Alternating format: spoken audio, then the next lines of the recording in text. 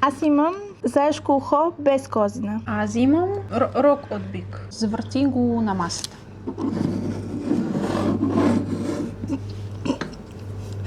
Не е заешко ухо. Почукай с него. Опитай да го огънеш малко. Чупи се. Да се завърти върху масата. Ага.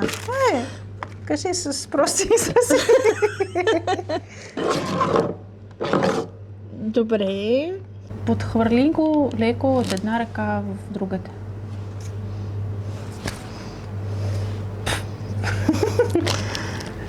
Можеш ли да ми кажеш какво е на цвят? Кафяво. Казах ли ти да го завъртиш на маса? Да. Май ти имаш нещо същото като и аз. Опаковано ли е? Не. Като си го сложиш на ухото, чуваш някакъв звук, ако има дупка, рога. Не.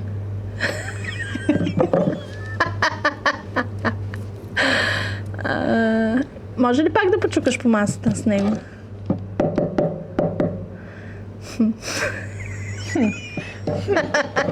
Да, една голяма занимавка. Ти нямаш бибулски рог в ръката. Според мен е телешка опашка.